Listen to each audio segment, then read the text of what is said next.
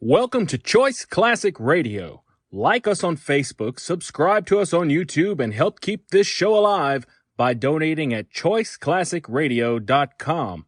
For more of your favorite old-time radio shows, join us on our companion podcast, Choice Classic Radio Detectives, where we bring to you tales from the greatest detective shows the golden age of radio had to offer.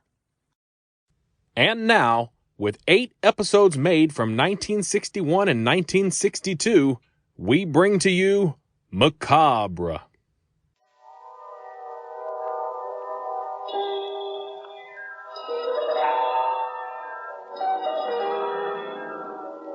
Man lives in a world of time and space. He lives in a spectrum of the universe. When he ventures beyond his limit, he is indeed in the unknown, a realm where strange forces are brought into play. When man tampers with the powers beyond his reach, he is often destroyed. This is Macabre.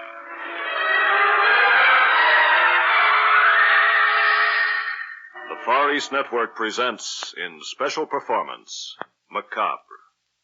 Tonight's story, The Edge of Evil.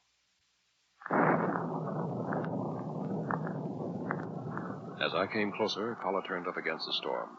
I saw the house in more detail. It was a house out of the past. Towers, turrets, bay windows, gingerbread scroll worked like rick-rack on a spinster's bodice. A white flash of lightning revealed everything in a frozen moment. There was a tower near the house, a round tower, perhaps 3 stories high. I had no idea what it was. I had never seen anything quite like it in the New England countryside. I reached the front door. There was no bell. There was a huge brass knocker. No answer. I was disappointed. I'd assumed from Lucy's letter that she'd be home when I arrived.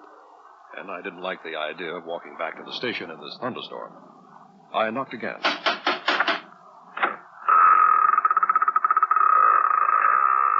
The door opened slowly. A creature stood before me. It was difficult to think of him as a man. He was twisted, ugly, distorted. His eyes were bright, and they fastened themselves upon me like sharp pins. Yes? I'm Jerry Mayer. You're not Professor Narvik, are you? No. Isn't it obvious? Is the professor here? Is Mrs. Narvik here? Come in.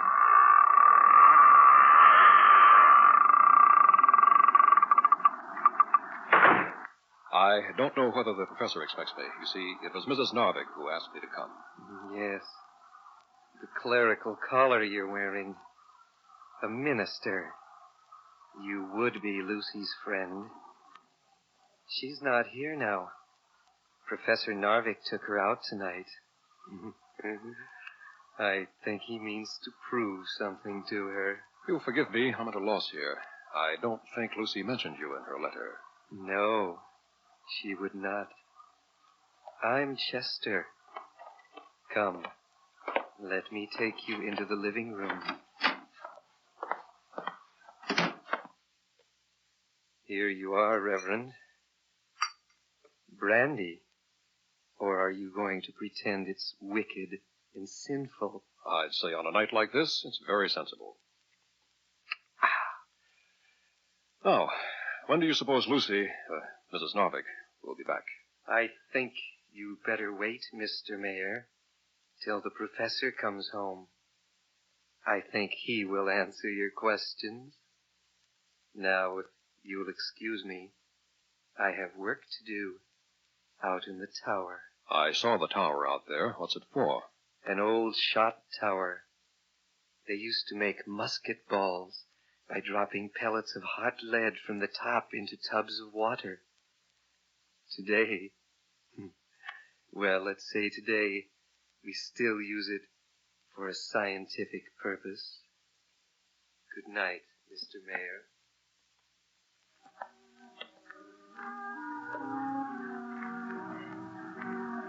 As I sat there in that huge old-fashioned living room, I suddenly became aware of some strange presence.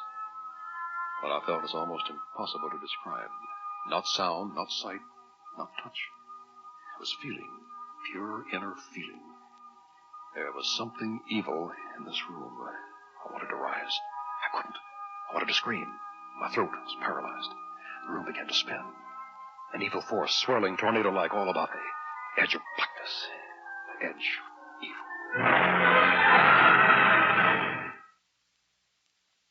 I opened my eyes. I was in the same chair. I don't know how long the blackness had been all about me. A dim face swam in front of my eyes. Then suddenly it took form. Jerry Mayer. Oh, Jerry, I'm so glad to see you, even if I did find you fast asleep. Oh, yes, asleep. I must have dozed off. I'm sorry, Lucy. Nonsense, Jerry. Don't apologize. You're here. That's all that counts. Yes, I guess I am. But I expected to find you when I came in. I know, Jerry. I should have been here. Richard insisted I go with him to a lecture. It was very dull. Where is Richard, Dr. Novick? Oh, he'll be here in a moment. He wanted to see Chester out in the tower. You said you were in trouble, Lucy. What kind of trouble? Could we wait till tomorrow? If you like. I'll run upstairs now and freshen up.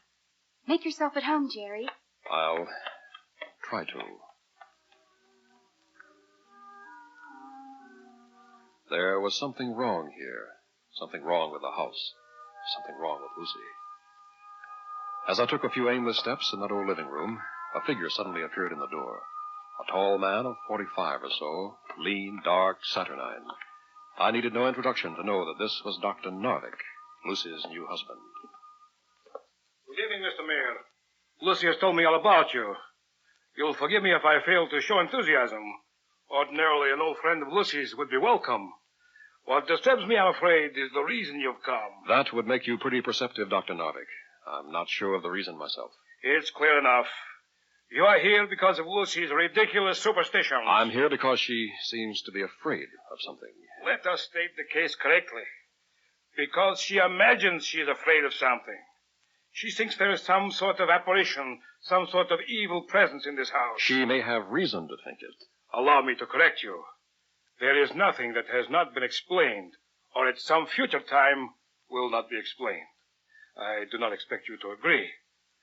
But Lucy is my wife, Mr. Mayor. I will not have my wife in the grip of savage superstitions. I see. And now, since I have some difficult research tomorrow, if you'll excuse me, I will take some sleep. Good night, Mr. Mayor. Good night, Dr. Novick. Maybe we'll both see things differently in the morning.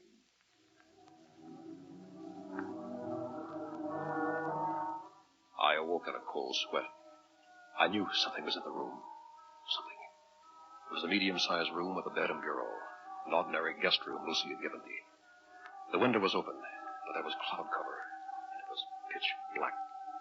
I could see nothing. There was no lamp, but I had left my lighter on the bedside table. If I could just make a little light, I'd feel better. I reached for the lighter. And something put the lighter in my hand.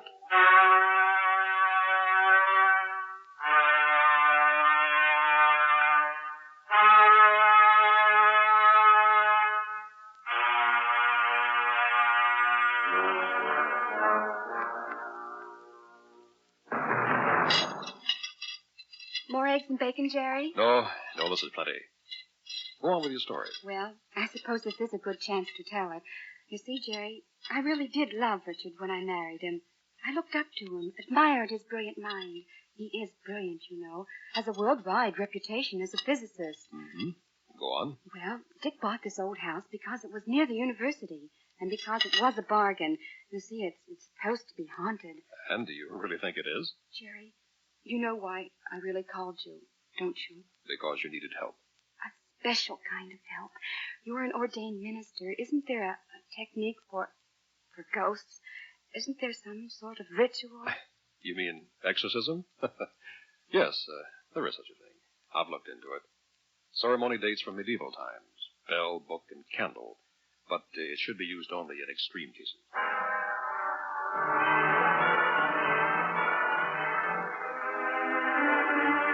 That day, I examined the old house from top to bottom. I found nothing unusual. In the afternoon, Lucy called to say she'd be delayed at a faculty wives' dinner. Dr. Narvik was still at the university. As darkness fell, I found myself once more alone. I went to the big living room, opened a book, and sat in a Victorian chair. I suppose I had read a chapter or two when it happened. Once more, I was aware of something. Some evil presence in the room. This time it was more than simply a feeling of evil. This time I heard something. It was a human voice. But what kind of human? Couldn't say. I rose and began to look all around the room. I looked in every corner. The walls, at the ceiling. All the doors and windows. There was a small closet in one corner of the room. I stepped there and opened the closet door. A human skull stared out at me from that closet. From its grinning mouth came the horrible sound of someone in pain.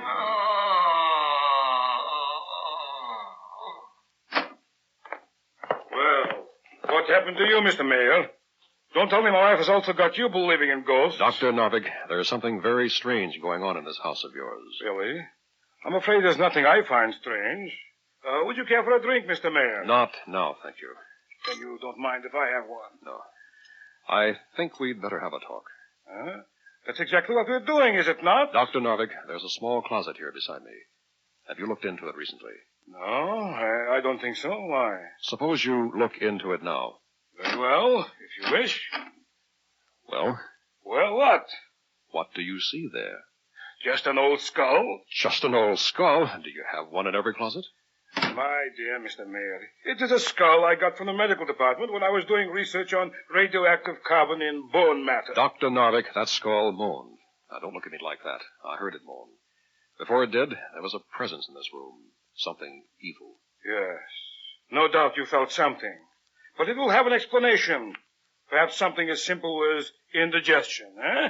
What have you been eating? Nothing unusual. Chester gave me a glass of brandy when I came in out of the rain. That's all. Brandy, eh? Well, there could have been something in it. Here, let us look at the bottle. Huh? That's strange. I was sure I had a bottle of brandy here. It was here last night. No matter, we'll find it. Perhaps Chester took it with him to the tower. Oh, in that case, I think I'd better have a talk with Chester. Mr. Mayor, please. I do not like to be an ungracious host, but I'm afraid I will have to forbid that. Why? Chester is doing important research in the tower. I do not want him disturbed. And speaking of research, I have my own work to do. You will excuse me, eh? I have nothing against you personally, Mr. Mayor. But there is one thing you must understand. Yes? There is nothing I will not do to change Lucy to my way of thinking. Good night, Mr. Mayor. Sleep well, if you can.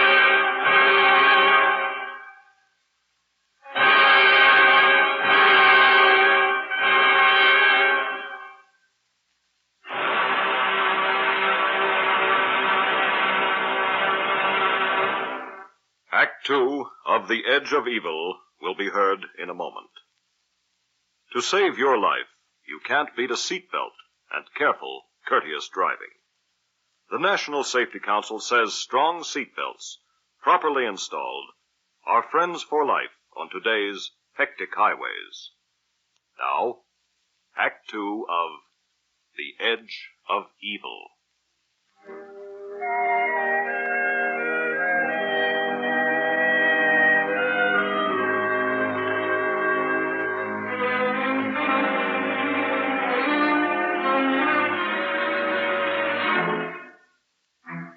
If Dr. Richard Narvik were a poor host, I'm afraid I was a poor guest. I couldn't quite obey his wishes to stay away from the tower. That night, when everyone was asleep, I slipped from my room and went outside. It was only a short walk across the lawn to the tower, and by now the cloud cover had cleared, and there was faint moonlight. There was a large wooden door at the bottom of the tower. When I tried this, it opened.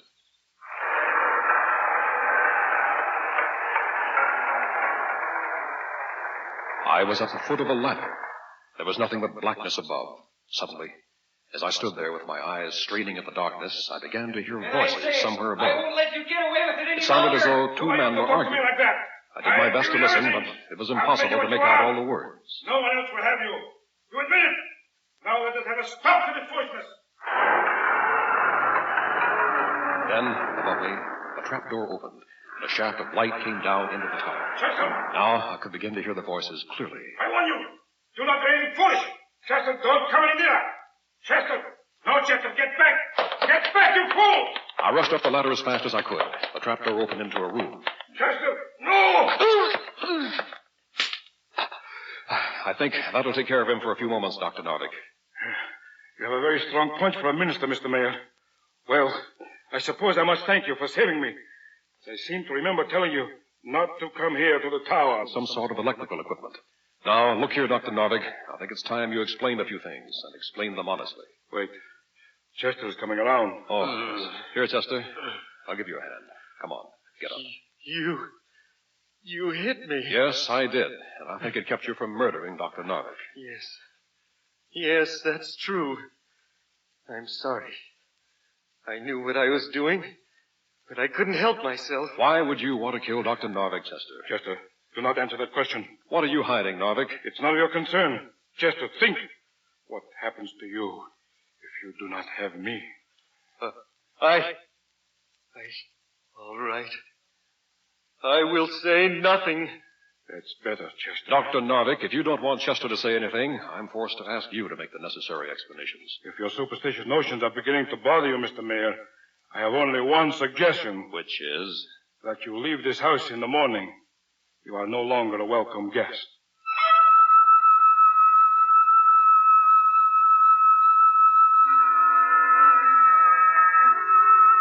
When I reached the house again, I headed for my room. Then I noticed a light in the living room, shining through the cracks of the door. I started toward the living room, casually enough. Suddenly... Lucy, are you all right? Here, I'll help you up on the floor.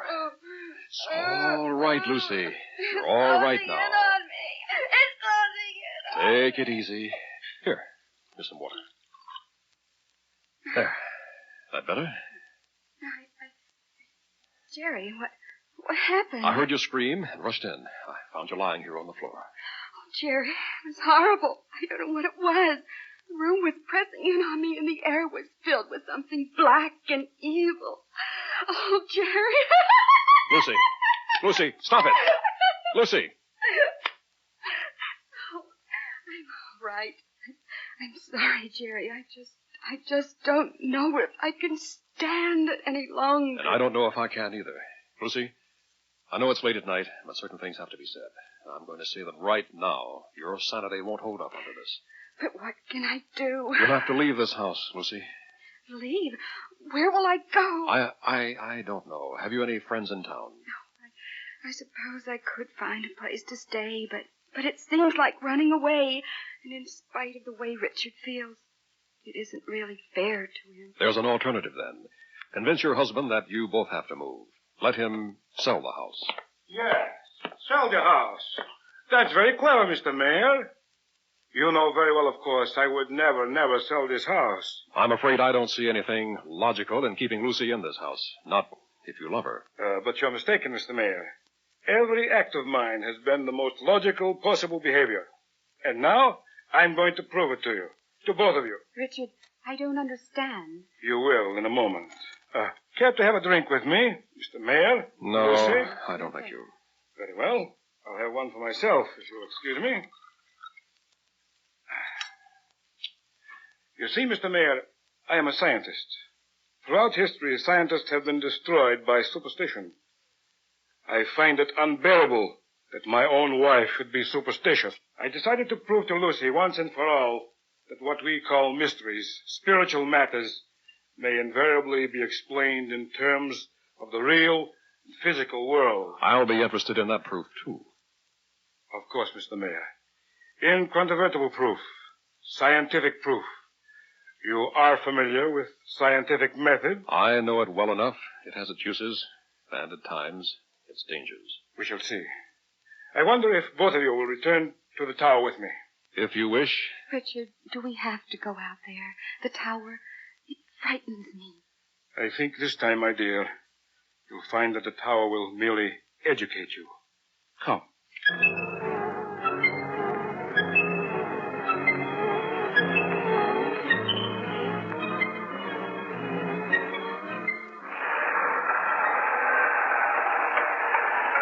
No light upstairs. That's strange. Chester always works at this hour. Wait a minute. Look, up there. The trapdoor's opening. There is a light. Yes, a small one. From a candle. Why would he be using a candle? Richard, shouldn't we go back to the house? Be quiet, Lucy. Chester! Are you up there, Chester? Yes, I am up here, Dr. Narvik. Don't come any further. Chester, what kind of nonsense is this? I'm not going to live this way any longer. I've left a letter. It tells everything. Chester, what are you talking about? Look out, Dr. Narvik. I'm coming down. No, Chester, don't jump! Chester, wait! I've made up my mind. No, Chester!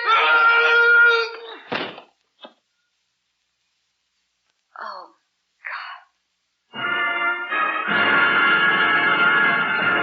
Very well, Lucy. Mr. Mayor. You've read Chester's suicide note. Now you know the whole story. We'll go back to the house, call the police. But first, I want you both to have a good look at the laboratory here on the top of the tower. It is part of what I wish to explain. Let me get everything straight now, Dr. Narvik. You kept Chester here because of his brilliant theories, and you passed them off as your own. Take a good look at this laboratory before we return to the house.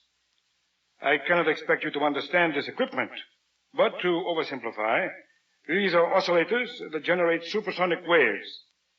These are parabolic reflectors that send them into the house. They can be focused on any room. And now if you'll come back to the house, I'll explain further. Richard, please, let's get out of here. Very well. We shall go back. And I think, Lucy, when you hear what I have to say, Yes. you'll perhaps come to your senses. All right, we're here, Dr. Narvik, and we're waiting for your great revelation, whatever it is. I said it would prove to you that all so-called mysteries have a physical cause. Supersonic waves, as you perhaps know, are merely sound vibrations far beyond the range of the human ear. But when you are caught in a certain pattern of directed waves, you cannot hear them.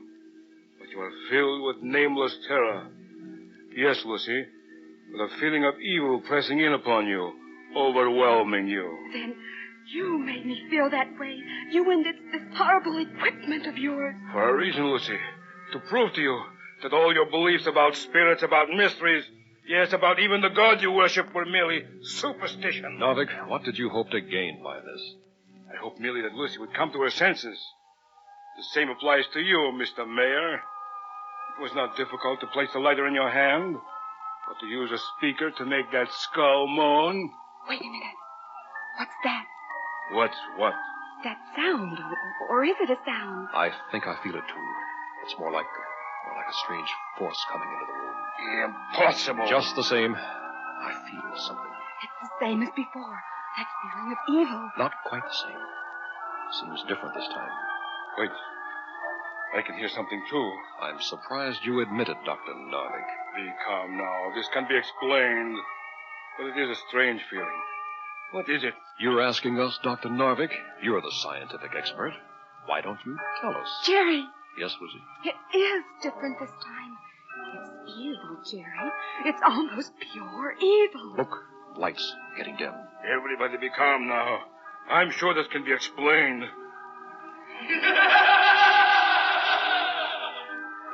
What was that? Don't you know, Dr. Narvik? It's pressing in on us.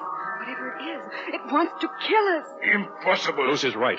I can sense it. It wants to kill us. Impossible. Impossible.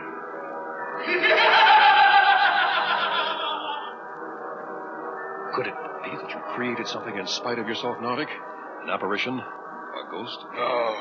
There are no ghosts. Ghosts do not exist. But this exists, whatever it is. It not only exists, but it's here to kill us. Quick, let's get out of here, all of us. Wait. I cannot move. What do you mean?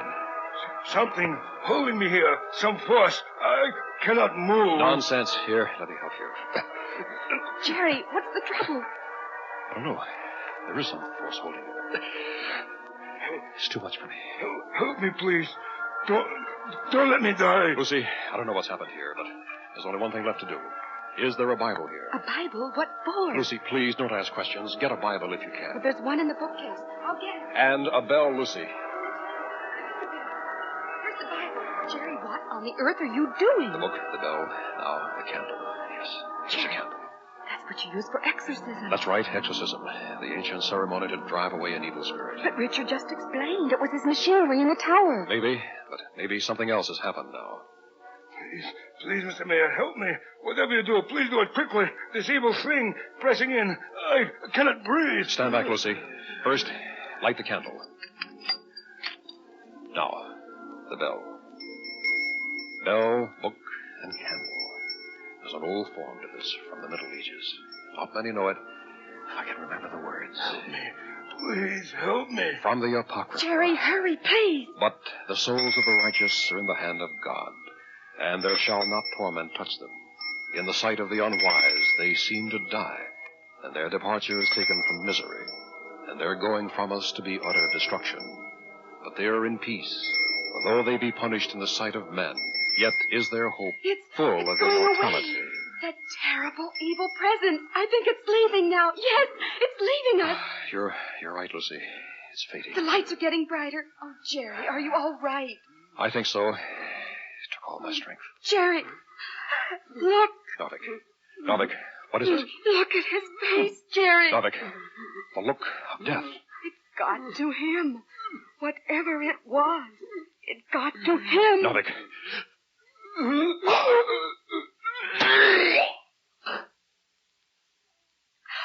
No, Richard. Easy, Lucy. Is he? No pulse. Oh, no. First Chester, now your husband. There's death in this house, Lucy. He killed himself with that horrible equipment of his. It wasn't the equipment, Lucy. What do you mean? I looked at that equipment before we left the tower, carefully. Jerry, what are you trying to say? All the wires were cut, slashed, all the connections. Chester must have done it in a rage before he committed suicide. Jerry, are you sure? I give you my word, Lucy. Whatever killed Richard was not physical. Then, what was it? Give it any name you want. A thing, a force. The evil he himself had created. Call it Chester's ghost, if you will. Jerry, it's still here. Strange. I thought I'd driven him away. Chester? Are you still here, Chester? Not Chester. Don't you know me? Richard! Of course, Richard. Evil never dies. He'll be the ghost in this house now. Until eternity.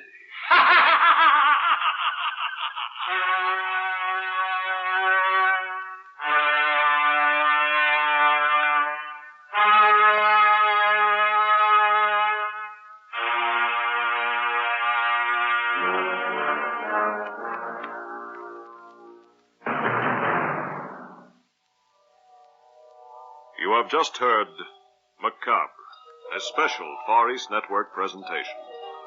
Tonight's story, The Edge of Evil, featured John Buey as Dr. Narvik, Mitzi Hennessy as Lucy, Milton Radmilovich as Chester, and William Verdier as Jerry. Technical supervision by Hiroshi Ono, with sound patterns by Airman First Class James Connolly. Tonight's Macabre was written and directed by Walt Sheldon.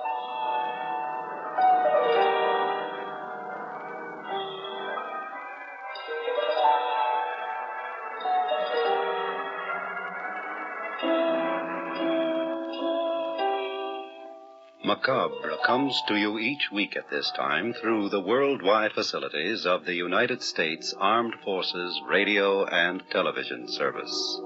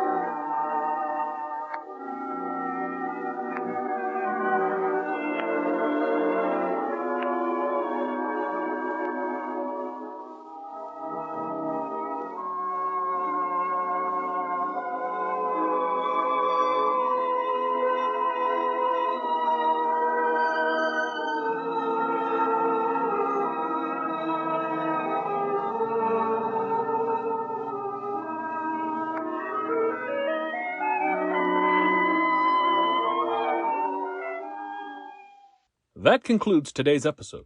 We'd like to thank you and remind you to donate at choiceclassicradio.com. Remember, your donations make episodes like this possible.